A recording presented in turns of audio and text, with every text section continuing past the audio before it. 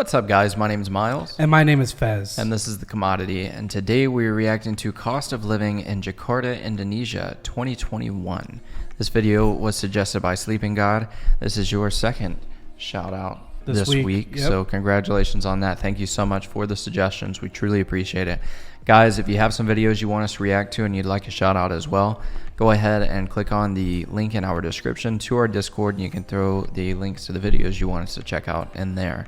I want to say we've done a cost of living before, and I think it got taken down. It got us a copyright strike. Yeah, I'm pretty sure. I don't know if that was in Jakarta, but that was... I think it was Jakarta. Do you think so? Yeah. I hope this one doesn't. Yeah, if it does, guys, thank you so much for all the support. Yep. This will take our channel down. Yep. So because copyright strikes are a thing. We've got two... I think one's going to fall off on the 28th. But I think the other one is good because they have 10 days and it's been like 8 or 9. It's crazy how every time we get a copyright, like we've gotten a copyright strike right after our first one fell off. Yeah, like literally. That's the one I'm challenging. Yeah. Like I'm legitimately challenging because it's like we don't just play. That's why we don't play these videos straight through. And we pause them and we actually give our thoughts and reactions. Yeah, if we did what most people or a few people want us to do, where we watch the whole thing and then talk afterwards, we would be done because they would have already. These creators don't want to see us just sitting here watching, which I don't blame them. I wouldn't want the same thing. Like whenever we do a video, when we go to Malaysia, I want us to do videos that other people will want to react to. I'm all for it. We will never copyright strike. But if you're just uploading and watching it and then ending the video and just moving on, right? Then yeah, absolutely, that's not fair use. That's just you watching a video. That's like you watching a movie, right, on your channel, not doing any type of commentary or kind of analyzing the video itself. Yeah, and that's what we do. We might not chop up a video, but we analyze it and we add commentary and we have discussion over it. Yeah, and I'm super excited to check this out because I truly don't even remember a whole lot about the cost of living from that last video because it's been a while. Yeah, it's been about a month and a half. Guys, before we hop in, if you would, go ahead and give us a thumbs up. It truly helps us out in promoting these videos and getting them out to more people. Also, if you would, go ahead and click the subscribe button and the bell notification icon. That way you guys can stay informed on our future videos. And if you'd like to help support the channel even more, you can click the join button down below. So let's see what this cost of living is all about. Let's do it. Okay, guys, welcome back to the channel. My name is Christian Hansen. Before I jump off the balcony, I just want to let... He's a physique competitor. Mm-hmm. You know, in this video, I'll be showing you how it looks like to live in Jakarta, how much it costs for a jomblo to live here, and hopefully give you a clear-cut indication for why I think it is amazing. Looks like he's got a nice view. So, but yeah, let's jump off my balcony, for real. Are you ready? Let's run for it. Flight 527 ready for departure. A Life Abroad by Christian Hansen. I don't think I've ever Welcome seen back, that guys. statue. Make sure you stick to the end of this video where I will be telling my 3 main reasons why I love living in Jakarta, Indonesia. This was probably obviously furnished before he moved in because this looks like a hotel room. Yeah. But just from the bed area, that looks really comfortable. Okay, so quick question. It's hard to find furnished here. You can. Yeah. But it's very rare, and it's usually an extremely low-income area. Stupid expensive, though. Well, all the ones I've ever found, it's like you might get shot. Really? Today, tomorrow, or yesterday. Oh. Like on the way to there, you're probably shot. It's usually in really rough areas for people that can't just go out and buy furniture. Yeah. Which does also hike up the cost of rent, which I would be okay with. I've noticed a lot of different apartments and places like that in Southeast Asia that we've seen are furnished. Yeah, like almost all of them are. Yeah. That's why I'm about to ask. I was like, is it pretty common that when you move into a place, you really don't have to bring anything besides like your keepsakes, like he's got a picture frame over there, and your bedding and stuff like that? Clothes, yeah. Yeah, your personal belongings, of course. But let's go ahead and jump into the expenses. Ouch. Oh, yeah. That was pretty good. Guys, please smash that like button, yeah? If you like this video so this guy can get out of here. Are you done? Fist bump. All right, get out. Let's start by looking into my biggest expense first, which is, of course, rent. This is where I live. It's called South Hills Apartments in Kuningan. That's pretty nice, That actually. is nice as hell. Place to live right now for expats in Jakarta. Maybe not. In Kunigan, it's probably I don't think that's I mean, it might be tennis, but I'm pretty sure it's what's it called? The one with the little with the thing behind net it on it and stuff, whatever, on the back of the ball or whatever. It's not that popular. Badminton. But I mean, the pool is insane. Yeah, that pool is beautiful, and it looks like that's a hot tub, maybe, or a kid's pool, kiddie pool. You know, keep the pee. But that's gorgeous with the adults and keep the clean water with the kids. Yeah, you know, because adults pee in pools. The best place to live right now for expats in Jakarta, or anyone in general. I simply love this place for 3 main reasons. Many of my expat friends live here. I'm 2 minutes away from my gym, inside the building, and on weekends I feel like I can go on vacation, but in my own backyard. So the expenses I will be covering in this video. That's what I was going to ask. He kept on saying vacation, or no, he kept on saying holiday on the last video we reacted to. Mm-hmm. And I was going to ask if it's typical to say holiday, because we don't call every day we have off holiday. We call it vacation time. Right. Like if we're going somewhere, it's a vacation. But if it's like 4th of July, New Year's, Christmas, right, Hanukkah, whatever, those are holidays. Mm-hmm. So what do y'all call it? We'll ask on different videos because we get different viewership from different videos. So let us know in the comments. Do you call every day that you're taking off from work a holiday, or do you call it vacation? Yeah. Because if we're even staying, we call it a staycation. Mm-hmm. I mean, and we actually use that quite a bit, that term. Yeah. It's pretty cheesy, but it's pretty accurate. Video is based on the month of November. I've been tracking through all of my expenses and calculated it, so you can get a view of how much it costs on average to live an expat lifestyle here in Jakarta. Mm-hmm. So the total price per month for my rent is $1,176 for a 1-bedroom apartment. Wow. My utilities, they usually around $71. For rent, including utilities, adds up to $1,247 for the month of November. So that's how much I was paying in my 1-bedroom apartment. Yeah, and that's about average here. Yeah. Generally. Like there are some that are going to be a little bit less. But obviously that looks like a luxury living. It's fully furnished as far as I know. But in the location is on point. Like we don't live anywhere near we're not definitely anywhere near downtown or anything like that. And a 1-bedroom, I would say on average is about $1,400. Yeah. So $1,200 isn't too far from it. Which is 17,484,000 rupiah. Sounds my second cool biggest expense is food. And I always order my groceries online with a company called GoFresh. GoFresh, they will save so much time going to the supermarket. They deliver it straight here. I will just be ordering from my computer, and they even have promotions that allows me to save money every time I buy there. So I use always Happy Fresh for all of my groceries. For takeaway, I usually use the app GoCheck, which is without a doubt the most popular here for takeaway. It's super easy to use, and they have promotions as well. So whenever I order, I usually get 2 boxes of rice, 2 boxes of chicken just for like dinner. DoorDash or Uber only Eats set me back $3.2 for that meal. Can I get an alhamdulillah? Alhamdulillah. So all the expenses on food for November adds up to what does that mean? $376.80 or $5,156,000. That's not bad. That's about what I would do in a month if I cooked. Yeah, no, he was including also eating out too. So like a mixture. My eating out is way higher than that. That's what I'm saying. Like I'd say I probably spend $150 considering where he lives, a it week. should be way less. I would think so, yeah. Because I know this, like we've seen so many different street food videos where it costs. Well, we just reacted to the Jakarta, Indonesia. What can $10 get you? That's true. And he had the satay and the nasi goreng for like $4. Yeah. And that would have been enough food for 2 meals. Yeah. You know, for sure. Yeah. Then we have shopping expenses. I usually don't shop a lot, but if I do, I use Tokopedia, which is kind of like the Amazon in Indonesia. There is millions of products. There's a lot of different sellers, which pushes down the price, and it's super easy to use. And in November, I bought some minor camera equipment, which added up to a total of $154 or 2,160,000 rupiah.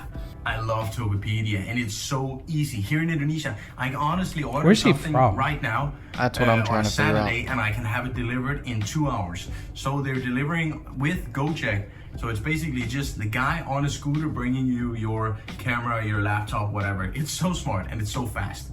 Then for some of the minor expenses, we have the following categories. We have internet. I spent in November $31.45. For gas for my motorcycle, I spent $6.92. That's roughly only 1 tank of gas.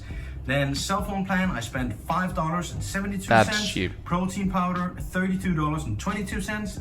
For my cleaning lady, I paid $42.79 a month. And then I have ATM withdrawals, which is money that I'm actually not really sure what I spent it on, but it adds up to $171.17. So before we get into the total amount, I just want to keep you in mind, insurance is paid by my company. So travel insurance, health insurance is not included in this. That's cool. Transportation due to working from home is not included either. Normally I would spend $57 if I go to the office and back 5 days a week. Flights still for cheap. travel. I didn't travel in the month of November, so there's no expenses for that either included. Normally a round trip from Jakarta to Bali though will set you back roughly $71. Wow, it doesn't include cheap. parties, nightclubs, bars. I don't go out a lot, and in the month of November I didn't go out at all actually, so 0 expenses on that account. So that brings all in all my expenses for the month of November to $2,059 or 28,869,000 rupiah. So that's honestly about what my bills come out to. Yeah, I mean, this is a lot more expensive than I would have thought. Yeah. I mean, to be fair, we haven't really gotten a full view of his apartment. Right. So I'm kind of curious of what I mean, how he big said it is. He said he had the gym in his apartment and his even credit apartment complexes here have gyms. yeah. And nobody ever I do uses believe those. that my average will be on a regular month probably closer to $2,500. Wow. But I will say you get a lot of good lifestyle for anything between $2,000 to $3,000. But before we end this video, guys, I just think it's important to mention, besides the cheap cost of living, why it is I think it's absolutely awesome to live in Jakarta. Number 1, they have the friendliest people in the entire world. I've traveled to a lot of different places in my life, but I've never been in a country where the people are as friendly and as welcoming as the Indonesian people. You never see anyone yelling on the street, fighting, being impolite in public. They're always smiling, they're spreading that good energy, and no matter where I go, I never feel unsafe, and people, they always help me if I've lost my way and I need help. Number 2, it is a negara cantik banget and with endless opportunities and things to explore. There is 275 million people in this country. They have 17,500-ish different islands you can visit. All religions here are accepted, so there is a difference in cultures and traditions in all parts of Indonesia, which is huge. The climate is always warm, the nature is so vast, so beautiful. Looks like a football. And as soon as you get outside of the major cities, you have beaches, you have waterfalls, you have jungles, you have mountains.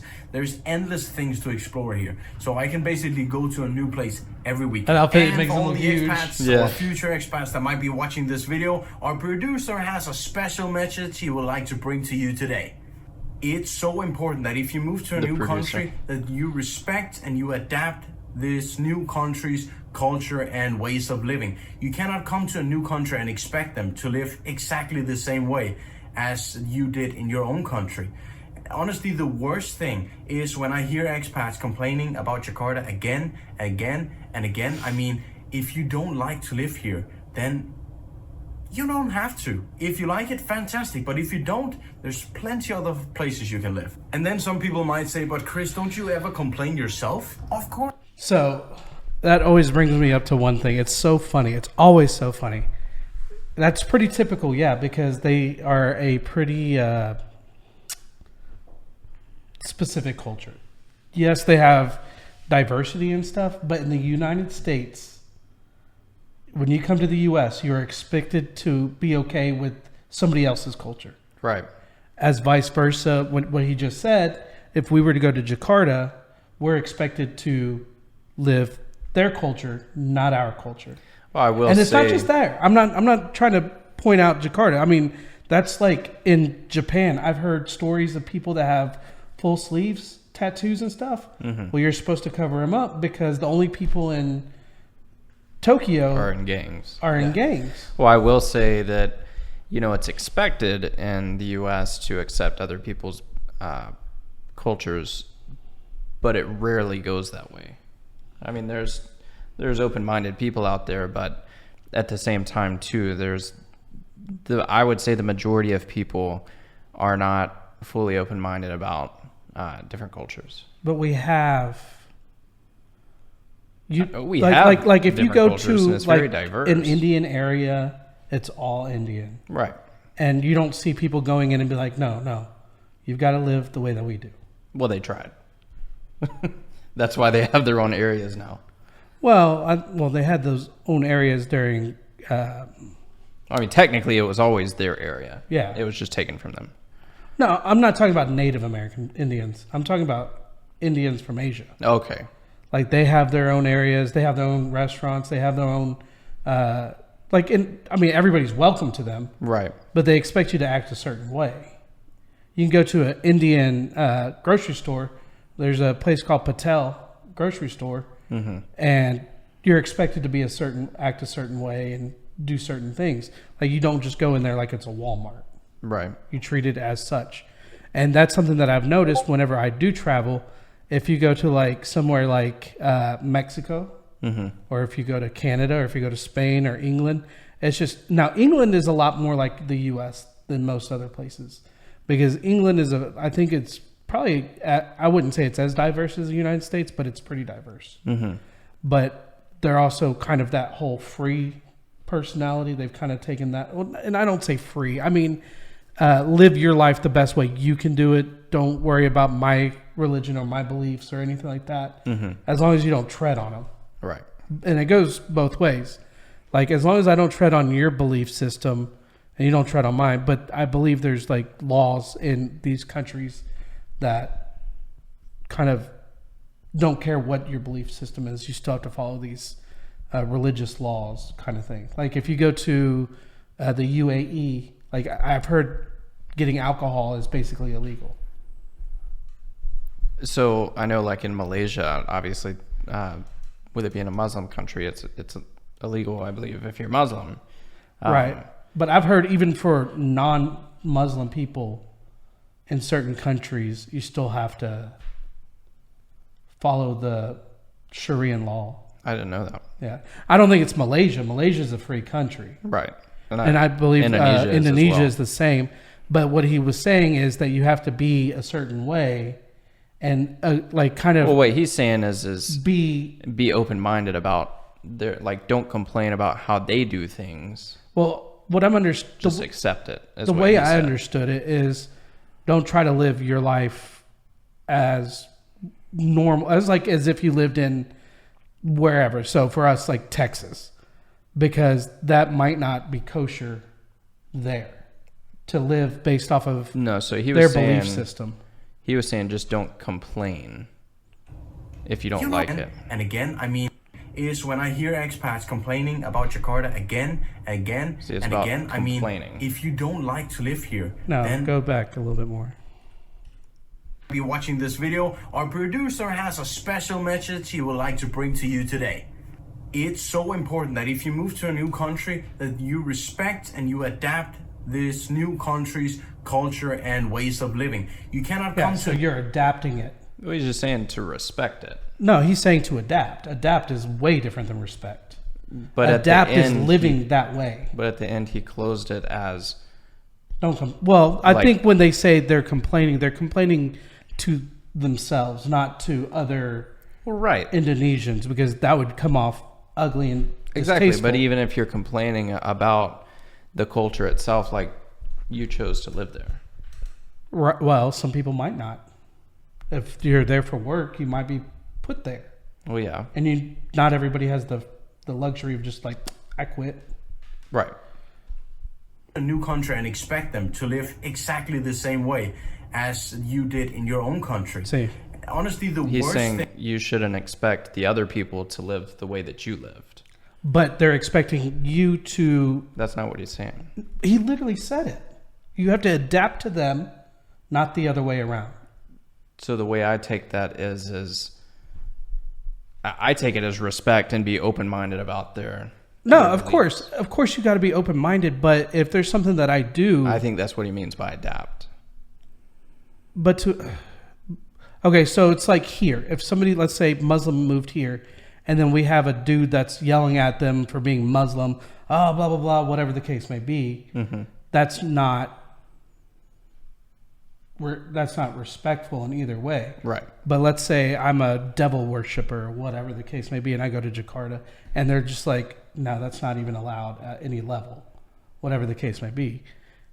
And I get in trouble for that. So I have to adapt, change, not necessarily change my religion, but hide my religion. But is that a thing? I don't know. I'm just using a scenario. Oh.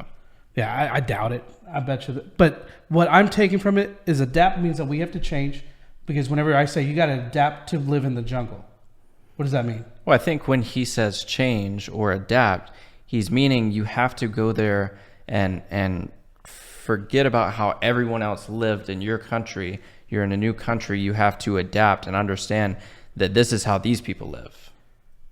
Right. So yes. be open-minded about it. But don't complain about it. You're not adapting to how these people live. You're adapting to live like these people. I don't think that's not what he adapting said. Means.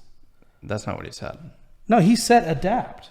To how he was saying you have to adapt to the culture you live in now. Okay. So you have to change certain things about your daily lifestyle or whatever the case may be. I doubt they'll come at you for religion. That probably. Well, I doubt they would come at you just for being who you are. I think we just obviously perceived it differently. I think that what he's trying to say is be open-minded about these different cultures and not complain about them just because they're not what you're used to. That's how I took it. But I think it's the interaction problem, because you're trying to live your life the way that we've been brought up to live our life, and then you go do something. I don't see being judged for that, though. Just like if they were to come to the United States and live the way they live, they wouldn't necessarily, for the most part, get judged for it. Okay. Yeah. See, I got no idea. I'm just going off of what he's saying. We have to adapt. Right. And we just perceived it differently. Yeah.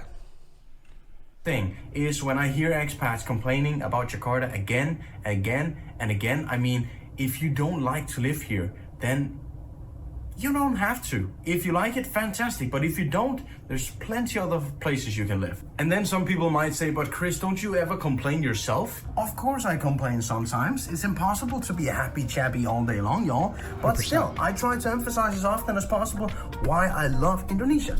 Alright guys, that is it for today's video. Thank you so much for watching. If you have any comments, it was a pretty good video. I am disappointed that he did not show his actual apartment. Yeah, and give us like an actual... Or even give us a tour. Yeah, of the city or anything. Because I think that, like, I mean, like his apartment, that's crazy. Just based Look at off those houses like right underneath him. Yeah.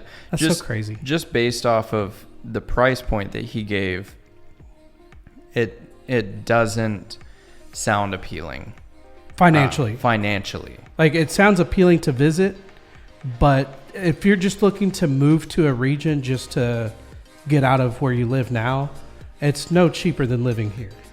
And technically, it would be more expensive in my mind, because I know that the dollar is different in the U.S. versus Indonesia. And so you'd have to make technically more money in Indonesia to be able to afford that. If you're working through Indonesian income, which right? I don't know how that would work. So if we did this YouTube and we moved there, it would translate the same. So the money would be identical. Yeah. So yeah. So if you're running your own business and you're just kind of wanting to live where they make your clothes or whatever the case may be, it'd be a great option, because if you're selling still for the same price, right, you only have to deal with the taxes from your income being there. Yeah. So I mean, it's a lot more expensive than I would have thought. Yeah, same here. Because I mean, again, we don't know how he's living. Right. He didn't necessarily explain into that. Yeah, like he's got an amazing view, but and really, we haven't even seen his full view. Yeah, exactly. I mean, could that we saw this side and that side. Like if the apartment is like 800 square foot, it's way too expensive. Yeah. If it's like a 1,200 square foot, 1,500 square foot, maybe even bigger than that, 2,000, then that's a steal. Mm-hmm. Like if it's like a 3-bedroom, 2,000 square foot, I mean, that's an insane steal. Yeah. He's living up in the penthouse or whatever. Yeah, that's different. But everybody's always like, especially in Indonesia, the Malaysia and the Philippines and stuff. Oh man, you'd get so far with that. No, based on what he just said, we are living the exact same lifestyle. Yeah. Financially, anyways. Guys, fill me in on what my question was. So, I would assume, because even if when I visit Mexico, I have to act a different way. I can't act the same way I do in the U.S. I have to live according to their lifestyle, which is understandable, and I respect that. I just think it's interesting that the United States is one of those places where if you live in Vietnamese, if you're Vietnamese and you want to live around other Vietnamese and you don't really want to change the way that you do things, you could live in this country and only speak a certain language. Mm-hmm. Like I know lots of Mexicans that live here that only speak Spanish. Yeah. Does it bother people? Yeah, 100%. It bothers me sometimes. But is it my right to argue with them? No, because our country doesn't have a language. Right. Like we don't have a national language. We don't have a, national really anything. Besides like bird and animal and stuff like that. But we don't have anything set in stone. English is not our national language. But guys, if you enjoyed this video, please give us a thumbs up. If you want to see our future videos, subscribe and hit the bell notification. And if you want to support us directly, hit the join button. And with that being said, my name is Miles. My name is Fez. Thanks for watching, guys. Peace out.